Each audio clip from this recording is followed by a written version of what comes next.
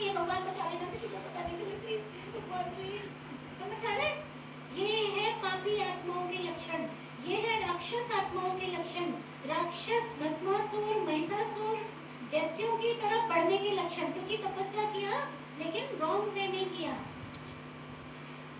समझ आ रहा है? उन्होंने भी बहुत मेहनत की थी, रावण ने भी बहुत तपस्या की है। मेरी तपस्या कैसे होनी चाहिए? राम बनने की, ईमानदारी की होनी चाहिए। समझ आ रहा है? तो हम देवी देवता बनेंगे, नहीं तो उल्टा कुछ और भी। तो इसमें चोर नहीं बनना है, छिपाना नहीं है, स्पष्ट जिंदगी जीनी है, वो तपस्या चाहिए। तो उसको तो इजी हो जाएगा कर्मातीत बनना। अव्यक्त इशारे, ज्वाला स्वरूप स्थिति में रह शक्तिशाली ज्ञान का अनुभव करो। ज्वाला स्वरूप ज्ञान के लिए मन और बुद्धि दोनों को एक तो पावरफुल ब्रेक चाहिए। अच्छा, ये हमने सुना भी, ठीक है। तो हमें क्या चाहिए था?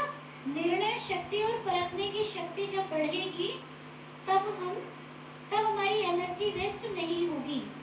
इसके लिए अब संकल्पों का विस्तार बंद करते चलो, अर्थात समेटने की शक्ति धारण करो।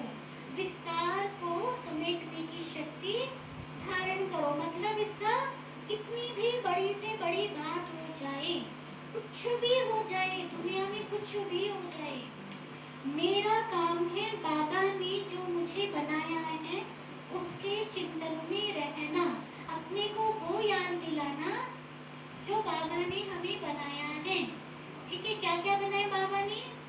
लाडला बच्चा, मीठा बच्चा, आज्ञाकारी बच्चा, पवित्र श्रेष्ठ ब्राह्मण कुल भूषण बनाया, अपने यज्ञ का रक्षक बनाया, अपनी आशाओं का दीपक बनाया, अपनी गोदी में बिठा के पालना दे रहे हैं।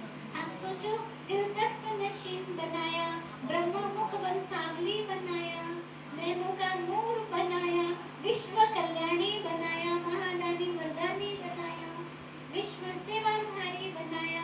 हम हैं, सोचिए, बहुत बहुत कुछ बनाया। तो जब हम इन सभी वरदानों में रमण करते हैं ना, इन वरदानों में जब रमण करते हैं, हमारी बुद्धि रहती है, तो ये ज्ञान योग, ये समान ही उस परिस्थिति को काटने का हथियार बन जाते हैं। समझ आ रहा है? ये समान, ये वरदान ही परिस्थिति रूपी माया को मारने के लिए, काटने के लिए हथियार बन जाते हैं।